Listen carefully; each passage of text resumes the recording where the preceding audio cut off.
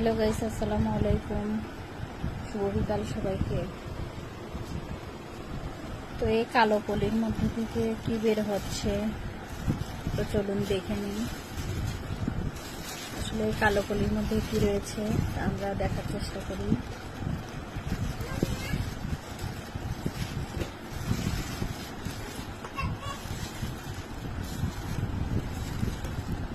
কি দেখা যাচ্ছে বন্ধুরা?